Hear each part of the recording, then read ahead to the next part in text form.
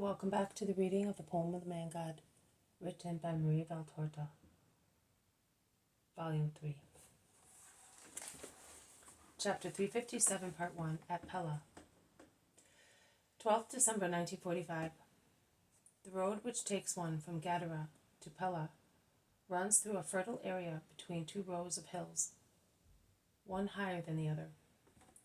They look like two huge steps of a staircase for fabulous giants, to climb from the Jordan Valley up to the Haran Mountains, where the road runs closer to the western mountain terrace. The view extends not only as far as the mountains on the other bank, which I think are those of southern Galilee, and certainly those of Samaria, but it reaches also the beautiful green vegetation that forms a double hedge along both sides of the Blue River, where instead the road is closer to the eastern chain. Then one loses sight of the Jordan Valley, but the green mountain tops of the Samaria and Galilean chains can still be seen standing out against the gray sky. On a sunny day, it would be a beautiful view with charming bright hues. But today, the sky is already overcast with low clouds, driven by a sirocco, which is becoming stronger and stronger and blows fresh masses of clouds onto those already existing, lowering the sky with so much gray, ruffled wadding, and thus the view loses its bright green shades, which look toned down as if they were seen through mist. A village is reached now and again and left behind without anything remarkable happening. The master is received with and followed by indifference. Only beggars show interest in the group of Galilean pilgrims and ask for alms. And there are the usual blind people, whose eyes in most cases have been destroyed by trachoma, or the almost blind people who walk with lowered heads as they cannot bear light, along the walls all alone, or in the company of a woman or a boy.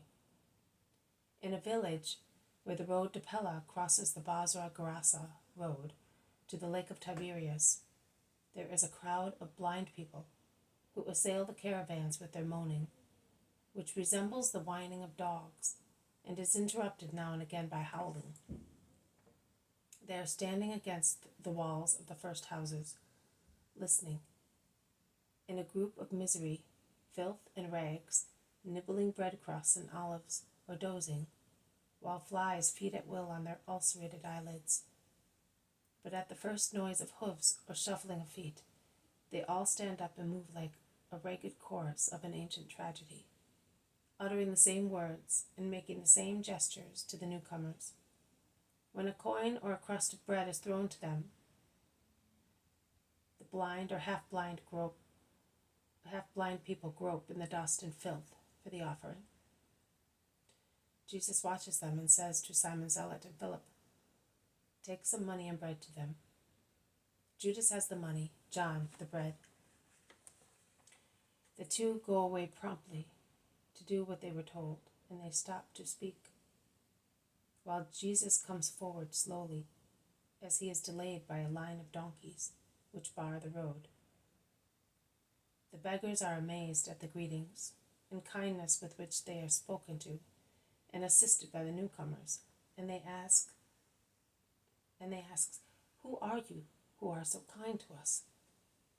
"The disciples of Jesus of Nazareth, the Rabbi of Israel, he who loves the poor and the unhappy because he is the Savior, and he passes by, announcing the gospel and working miracles."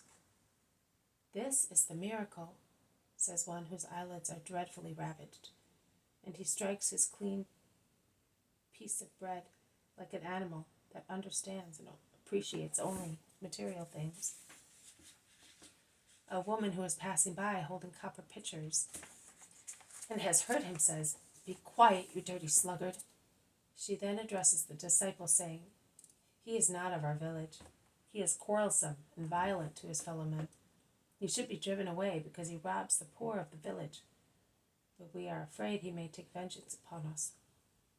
Then in a very low voice, which can hardly be heard, she whispers, "They say that he is a robber, and for years he has been robbing and killing.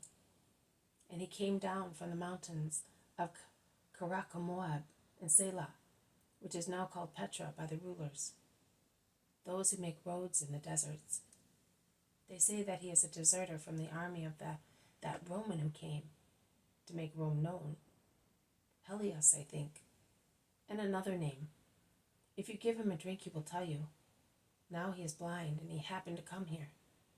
Is that the Savior?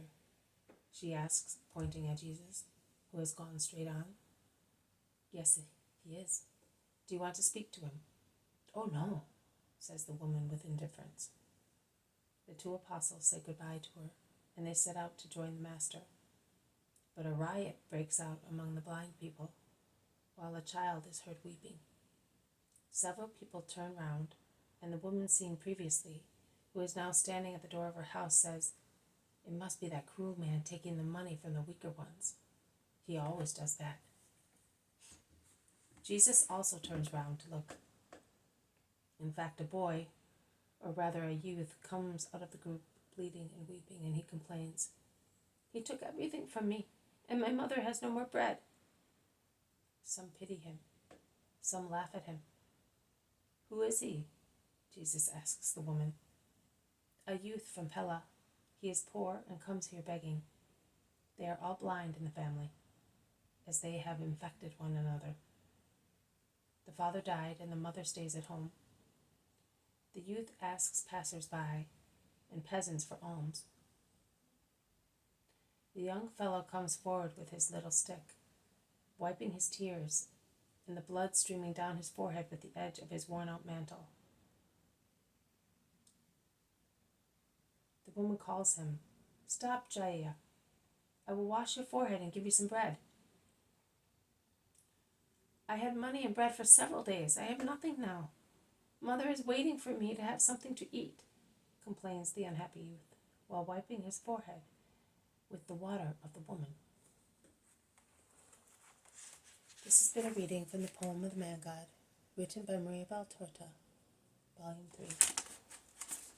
Chapter 357, Part 1, at Pella. Thank you for listening. I will see you tomorrow. May God bless you, and may peace be with you.